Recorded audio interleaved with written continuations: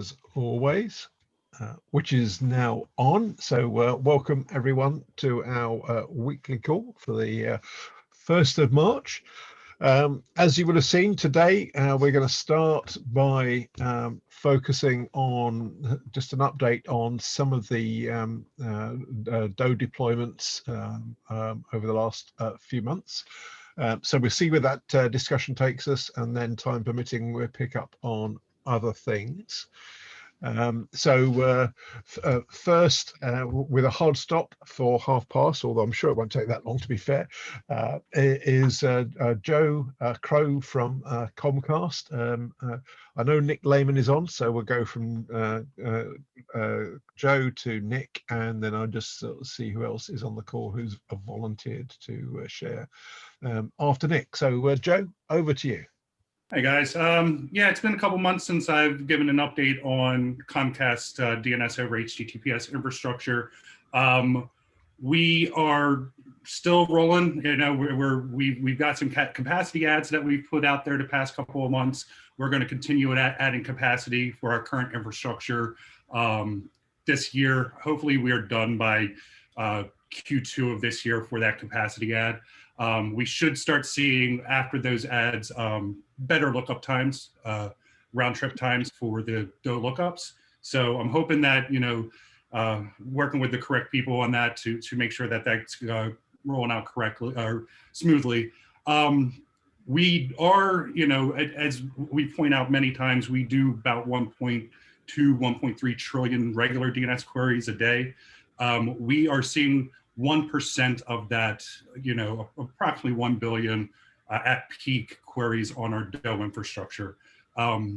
It's been smooth. We've ran into a couple of hiccups where, you know, load wasn't balanced correctly. So we had to go in and make sure we can get that balanced out correctly.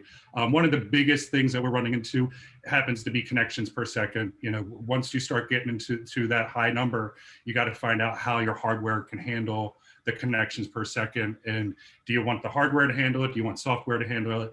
And each one of those, you got to find out, you know, the same CPU is cycles are using the decryption for TLS. So we're you know, on top of the infrastructure we're working on now, we are also looking at other types of infrastructure out there and other vendors and other, you know, software type of things. We're just trying to find what's going to be best for Comcast at scale, because that's one of our biggest things right now. The scaling of this is, you know, once Google starts turning up a little bit more on our end, it's going to, you know, that number is going to go completely higher on connections per second and how many connections we see.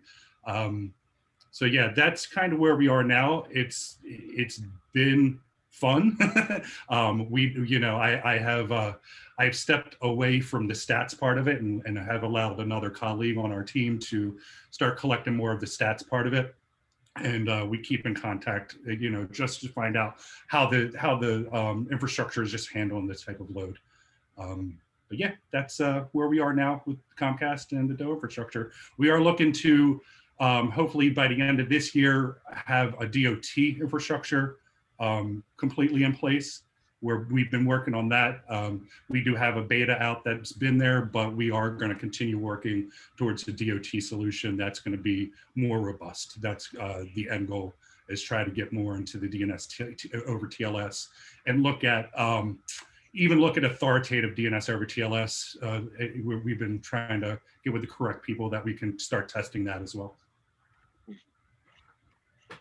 Great, thanks, Joe. Does that prompt any questions from anyone? To raise your hand on Zoom, I can see a couple of hands raised. Anyone that can't raise your hand, just put something in the chat and I will pick up on that. But Paul, I think, jumped in first with his hand raised, as far as I know. So do you want to? I would have sworn Jim was first, but I'll just ask. First, you know, thank you for reporting on this. Do you have any knowledge of how many of these DOE connections are persistent, and do you have any sense of how many sort of TCP connection state blobs you are holding at any one time, sort of in between when a client connects and when a client closes? So the connections seem to be fairly persistent, especially with Firefox. Firefox is, we're 100% with Firefox as far as their user base being shifted over to, to our, steered to our DNS resolvers or DO resolvers. The Google part of it, because the way that they're doing they're slowly turning it up, and I've been trying to chase down those connections per second, because I have a feeling that on the Google side of it, we're not seeing the persistent connections that we would like to see.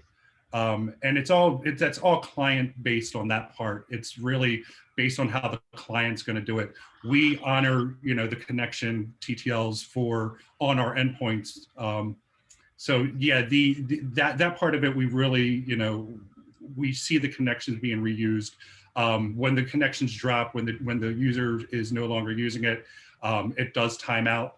But that, like I said, once we started seeing more of a turn up on the Google side of it, we started seeing the connections per second issue to have to be kind of spread out across the board.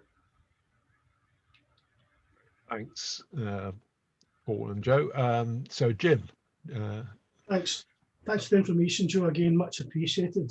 Thanks, I've Jim. got two questions. The first one is, where are the clients of these queries coming from? Have you any more information about that, or the characteristics of the clients that are making use of the DO infrastructure? And the second question, which is a follow-on from what Paul just raised, is, aside from the TCP connection state, have you seen any signs of TLS session resumption going on with these connections or broken connections? So to your who's using this and the clients, most of it is from our users, and a lot of it is being steered from the DO or from the TRR with Firefox, and then also how it's being steered with Google on how they do the steering as well. So that's a lot of our client base now. I do not see, and we are not currently looking more into agents. We could get more into that data, but as far as like the privacy concerns go there, we try not to hold on to any of that data for any long periods of time. So it's hard for us for 24 hours to say, oh yeah, it's all going to be Chrome or it's all going to be Firefox, because we really, we just want it to work. And if we run into an issue that says, hey, we're seeing some weird client issues, then we'll look more into that. The TLS connections, I do not know of any issues with the teardown and the rebuild of them. I have not seen it. Like I said earlier and touched on, is that we did see an issue when we started getting more turnups across the board with Google. We kind of just saw that our infrastructure couldn't handle the load, because our BGP was all pointing everything to 2 sites instead of the 4 sites that we had. So we kind of had to play around and make sure that that was working correctly. But yeah, the TLS, I haven't noticed anything. I'm trying to get more into the nuts and bolts of that part of it to make sure that I understand a little bit more of how can I test failures, because I've mentioned this before on a couple of these calls. There's no real big tools currently for this. We can hack what's being done for HTTPS and for websites, but how can we implement that and use those types of tools to try to, I personally want to try to break it. I want to know where it's going to break and why it's going to break. But I currently just don't have that tool set available to me. Okay, that's great. Thanks, Joe. Much appreciated. Thank you, Jim, for the question. Great, thanks. I think Peter is next. Do you want to come off mute? Hi, yeah, thanks, Jim, again. Much appreciated. Actually, I think you just answered my question, which was, I was curious about the kind of split between different user agents, but you're not holding on to that data, it sounds like. So we had to hold on to data when we first started the beta version of this. When we looked at that data because we wanted to know where it was coming from, and at the time it was people just putting in Firefox. Nowadays it's hard to even differentiate the agents because everything's Chromium based. Like, so, you know, even if this is turned on with Edge or with Brave, or, you know, it looks like a Chromium browser. So you can't even differentiate from those users or from those clients, which isn't a horrible thing, but it does help if, you know, if Chrome was doing one thing and failing where Brave wasn't, and they're both based off the same thing, I would like to know why Brave's working and Chrome isn't without having to go through a million lines of code on their end. I was curious about the split between Firefox and Chrome, but if you don't have the data, then it's a moot question. So thanks. Yeah, I could tell you right now, just from the statistics that we have and how this is rolled out right now, it's a pretty big mix, you know, because we're turned on in Chrome's experiment at about 25% of their user base on our AS. So, right. You know, that's where we Thanks. are now. Yep. Right. Thanks. I think Brett is next with his hand up. Yes, thanks, Andrew. Joe, the thing that perked my interest above everything else was the comment right at the end where you said you were going to start looking at DNS over TLS between recursive and auth. I just wondered if you were doing that with a view to turning it on both your recursive infrastructure and your authoritative infrastructure, and if you would mind reporting back when you've looked at that, because I'd really like to know what your results were. So initially, like I had talked to somebody from Facebook, and they're like, "Hey, use us and test with us." So from our recursive to their auth is something I want to look into more, you know. And then I do want to turn it on for our auth. Our auth, you know, kind of needs a little bit of upgrades, just like, you know, everybody else. We're in a big, you know, at least with us, we're pretty big, and we need to, you know, stage out projects, and that's one of the things that's on our project is upgrade our auth to be able to do DOT. As you may know, Nominet run .comcast and .xfinity, so we'd very much like to talk to you about that, because obviously we'd like to partner with you and enable it there if we can as well. I think that would be a great place to start, to be honest. Thanks. And if you want, you can email me or Glenn. He knows how to get a hold of me, yeah. Or even reach me through the list. Thanks. I don't really know how to get a hold of him. He's lying. I hide from Glenn a lot, to be honest. Oh, there's an intriguing thought, and slightly ahead of the working group, which is discussing good ways to actually encrypt between recursive and authoritative. So you could get ahead of the curve there, which would be fantastic. Right. Any last burning questions for Joe before we move on to our next deployment? Looks like that's all of them. So brilliant. Thank you as always, Joe. Thank you. Thank everybody for the questions as well. Fantastic. Right. Well, let's move swiftly from Comcast to Deutsche Telekom, if Nick is on. Yes. Yeah, it's just a short update. So, I mean, you probably know that we were doing internal testing of DOH with, say, our own employees for quite a while. And we moved, like, I think 2 weeks ago to the next phase. So it's now as a kind of experimental service available for all of our customers. So we didn't do a big announcement. It was more kind of silent announcement in one of our bulletin boards, where we have basically per experimental service one forum for feedback and so on. And there's a new ones describing that we have DOH implemented and launched as experimental service, and customers are free to use it.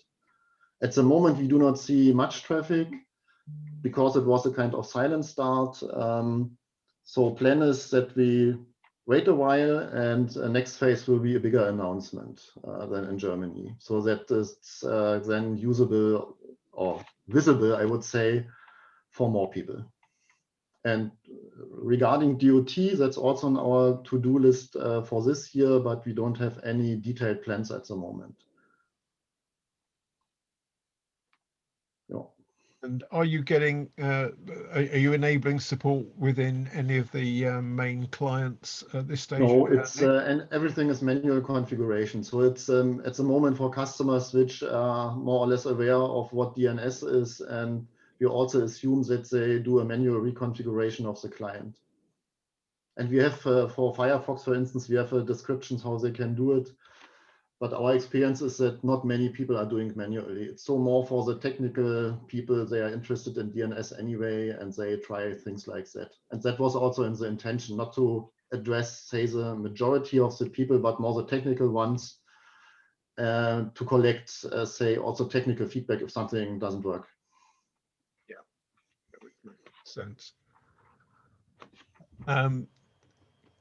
So given you're at a slightly different stage, I don't know if there are any questions at this stage for Nick. Just give a moment to see if anyone wants to raise their hand either on Zoom or in the chat. Or it may be in a few months' time, I guess, Nick. Otherwise, when you're seeing a bit more volume of traffic, I guess then you'll start to get a sense of how well stuff is actually working in practice as opposed to in the labs. Which is always when it gets interesting.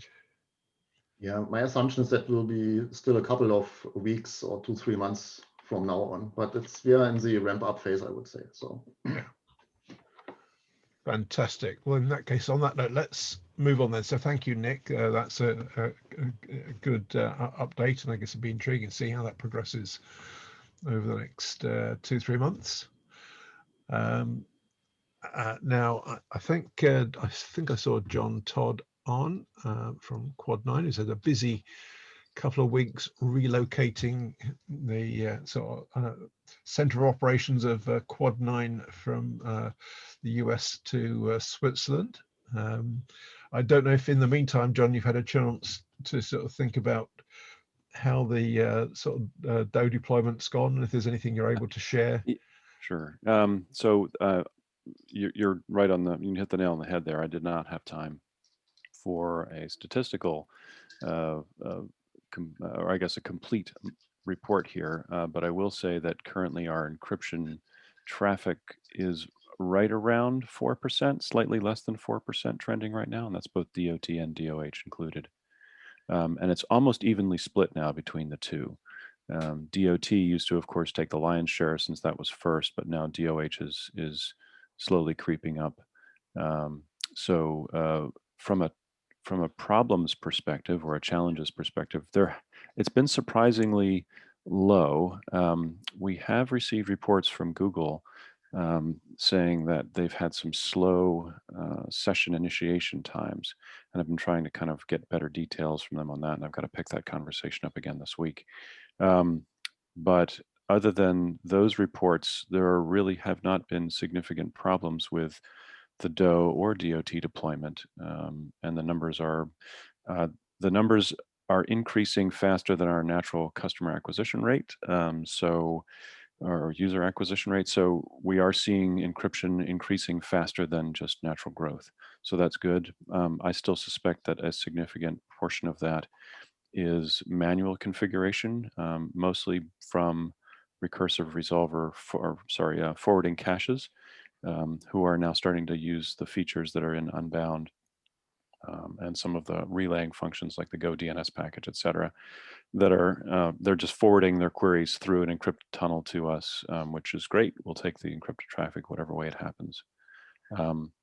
So that's my unprepared statement at the moment for how we're doing with DOH and DOT. I think it's in general it's been a very positive experience, and we're hoping to see more. The challenges when we start to look at double-digit percentages, where is that going to start breaking down? As Paul said, like how long are these sessions staying open? How many blobs are staying connected at any one time? Right now, we have a 30-second timer in place that after 30 seconds, connections are dropped if there is no traffic. Those are the places where I suspect there's going to be the most tuning, but we'll see what the future holds as far as where the bottlenecks start to happen with those. And remind me, John, in terms of support for Quad9 in any of the clients, Are you in Windows 10 or? Yes, I think the Windows folks have included us. We're in the Google test that may be temporarily turned off because of those slow start issues, but we're going to try to get that reactivated. And we're standard, well, not standard, but we're in quite a few example configurations for both DOH and DOT. So again, I suspect most of that is coming from users who are the expert users, like with DT. But again, because of our fairly high density of forwarding caches pointed to us, the number of experts per capita is probably higher. So we are seeing more encrypted traffic from larger and more dense sources instead of being distributed across many individuals, each of which is a single browser client or laptop or whatever. We're seeing most of our queries from forwarding resolvers that are concentrating that activity. Yeah, which makes sense. Yeah, so as you say, slightly different user profile to some of the other resolver operators in that regard. Again, does anyone have any questions for John? Your chance to raise your hands. I've got one. John, what you mentioned that Google reported slow session initiation times. What is their definition of a slow time? That's a good question. And I'm trying to get some clarity. I asked about that a while back about can we get better reports about what the problems are and actually how are these reports being generated. I think that kind of discussion would be useful from Google or others who are operating tests. I suspect that this is focused in specific geographic areas. My guess is going to be that we ultimately discover that this is an MTU problem or one particular city is having challenges. So we would love to get some more consistent reporting, not just from Google, but from everybody who's running any of these encrypted tests that has instrumentation that's able to communicate between the I guess the platform developer, whether that's the operating system or the browser or whatever it is, and the recursive operators who are being examined at this level. So more detail is always good, and so we're trying to get that. Yeah, well, I know Tommy is on the call, so I guess hopefully from Microsoft's end he'll sort of take a mental note of that for future reference. There be dragons, right? Collecting that information and centrally managing it, outside of a test environment is quite challenging. And so I sympathize with the folks that are building these stacks and how they're trying to get information about this stage of the process. Yeah. Yeah. Okay, thanks, Chris. Anyone else with any questions for John? You moment to think. Nope. Okay, thanks, John, and well done for having sort of a watching brief on all of that and relocating between continents at the same time. That's not bad. It's a juggling act. Right. Well, let's in that case move on. I think Jason was on from Charter. I don't know, Jason, if there's anything you're able to share from Charter's recent experiences. Yeah, I can give a quick overview. So we have a trial in progress. Started deploying our hardware around July, August last year. Got routing in September. Started participating. Oh, by the way, it's a discrete trial, so it's not built on top of our DO53 current platform. So we did two separate ones, DO01 and DO02, to begin with, to do side-by-side testing. By the way, one's in Texas, one's California. And then recently we've turned on Anycast on that. So now it's being distributed across both of those. Similar to Comcast, we're seeing around 1.5 to 2% of our classic DNS or traffic is DO compared to classic DNS. So that was good to see. We are participating in the Google SPAU trial. So that's driving a good amount of traffic and helped us overcome some early hurdles in load testing. Learned a lot about TCP tuning, amongst a few other things. So I will note that we do see a lot of traffic. I mean, the traffic comparison and the CPU comparison between DO and classic DNS is quite different. So that'll have to go into the production planning in the future here this year. What else? We are terminating TLS sessions on the servers now. Currently, we're actually about to do a trial on terminating on the load balancer to see how that compares. We're also looking at some hardware offload on the servers for TLS sessions. That'll be something coming up the first half of this year. What else? Actually, something of interest to probably a few of you. Let me see if I can share my screen real quick. It should be enabled, so you should be able to. Yep, that's worked. Current slide. So one of the things we're starting to look at now is doing a in-house ECH trial, looking at HTTPS records, service binding records, see how that impacts the system. And then interestingly enough, on the HTTPS side, so this is just our DO trial queries by type.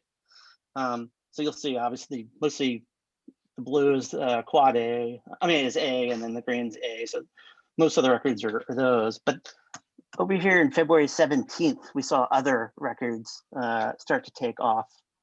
And interestingly enough, so here's a breakdown by query type. So you have your A and quad A, and then over here, number 3 and 4 are type 65 and type 65521 records. So there is definitely some HTTPS trials going on, which is interesting. I would love to get the results of those trials. Hopefully it'll show up at a DNS OR here at some point. But I think that covers us for now. Thanks, Jason. And the type 65 HTTPS records. Yeah, that if I recall correctly, and I'm sure they'll tell me if I'm wrong, didn't AT&T guys pick up similar? I think they did, right? Is it should be coming from Apple devices. No, well, Apple is responsible for worldwide what we see between, say, 5 and 20% of the records.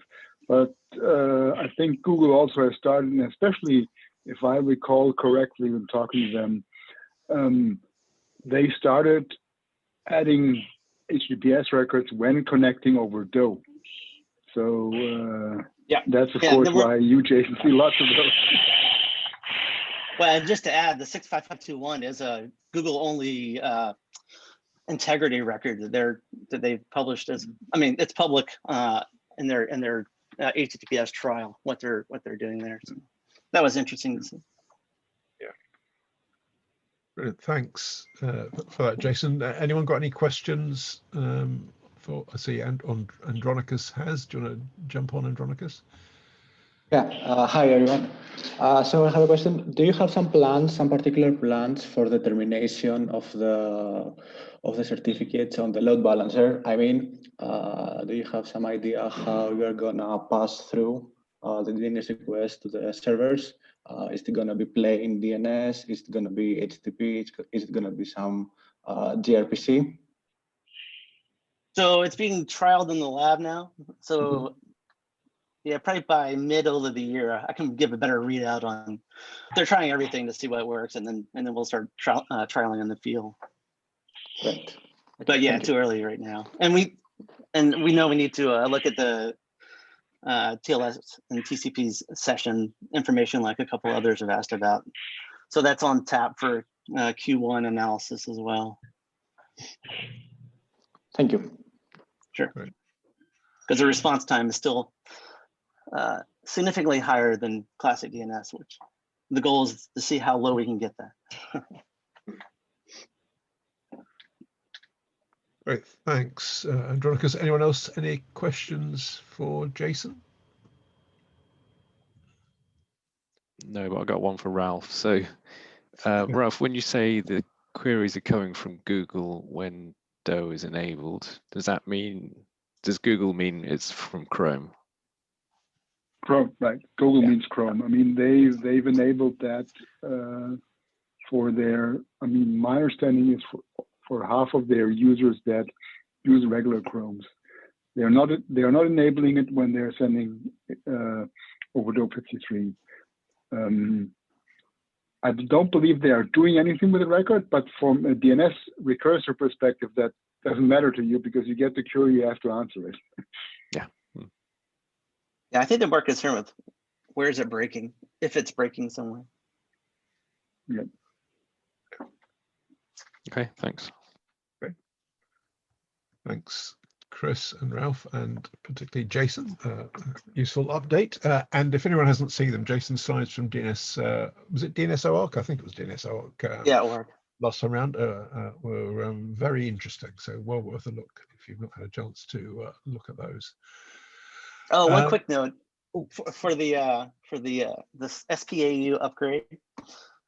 We are looking at, so right now we're providing on all of our gateways the RC 1918 local responder on the router as the v4 address. So none of that's getting upgraded. So only customers that are running v6 on their client and on their gateway are actually getting upgraded. So we are looking at pushing our v4 as well to clients to drive some more load. Yeah, because I guess getting that sort of self-provider auto upgrade sort of working is really important for everyone, for sure. really. Until we get ADD. Yeah, indeed. Yeah. Yes, well said. Brilliant. Thanks, Jason. Right now, I'm not sure, Chris, if that is. If you're able to say anything about how things are going at Cloudflare, no problem if not. Sorry, I got your email. I haven't had a chance to follow up internally yet. So erring on the side of caution, I don't have anything to share right now. No problem. Yeah, don't want to put you on the spot if so another time, but thanks anyway then. Yes, I will absolutely follow up and get back to you. Fantastic. So does anyone else sure is currently running DO deployments? If there's any other observations from anyone else that would be useful to share, just give you a moment to jump on if there is.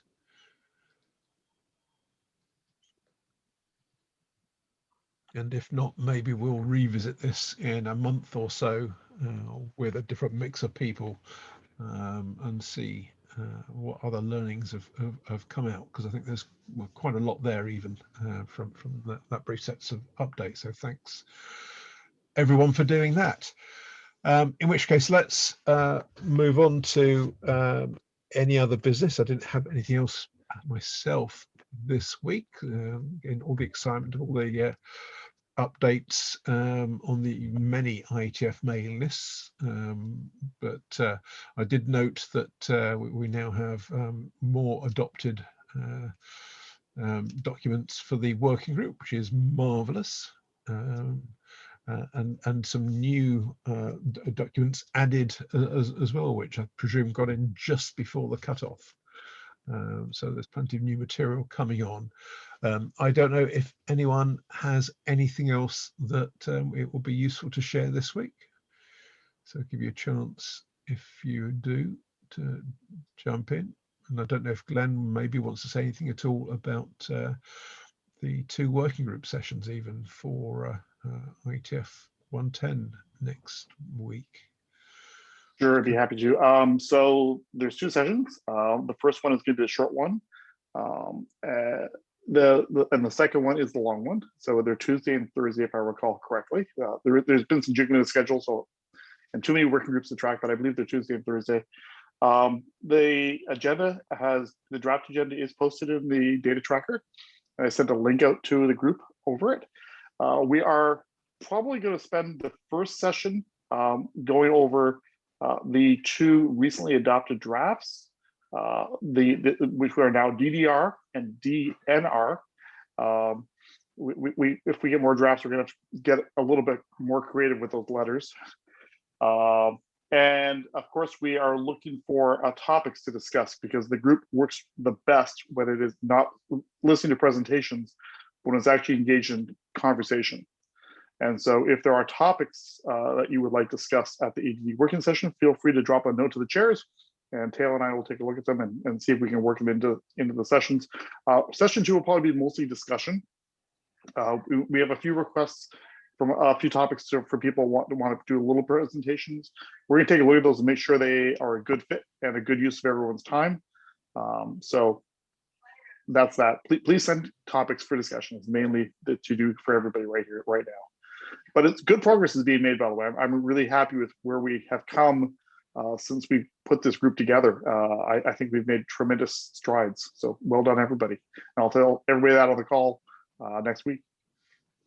So it's only 12 months, let's not forget.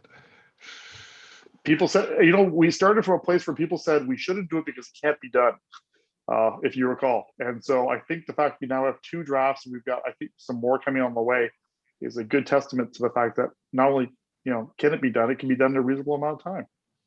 Yeah, which is all true. And I must admit, I think it's tremendous that we have 2 drafts, one called East Germany and one Do Not Resuscitate. No, it's Dance Dance Revolution. So I look forward to see what the next 3-letter acronym is, to see what other humorous other references can be slipped in. Well, and if you're as old as I am, and a few of us are on this call, I think, the DNR also Dolby noise reduction, if you remember back to your cassette tape days. Well, there's a reference for the teenagers. Cassette tape? Fantastic. So it should be some good discussions next week. Let's hope. So anything then from anyone else you want to bring up this week? And I should say, if you've not noticed on my mailing list update, we won't have one of these calls next week because we'll all be busy. Well, so many of us will be busy in IETF, and it'll be foolish in the extreme to try and multitask on sort of parallel calls. Although I know some people try and do that with IETF sessions. So we'll pick up again the following week after a 1-week hiatus. Right, so last chance for any other topics before we finish this week. I'll take that as a no, in which case, thank you, everyone, in particular to Joe and John and Nick and Jason. I think some interesting sort of learning came out of those, and as I say, we'll pick that up again in a month or so's time with some others to continue that, because I think we're now getting to the really interesting stages of these deployments as people try and scale up and see what breaks before it breaks on the operational systems. Yeah, plenty of cross learning there to hopefully for everybody's benefit. But thanks everyone for joining, and we'll meet same time but in 2 weeks. So if in the meantime, enjoy IETF 110 rather, and have a fantastic week. Thanks all. Thank you, Andrew. Thank you. Thank you very much. Thank you. Bye-bye. Thanks, Andrew. Thanks, Andrew. Bye all.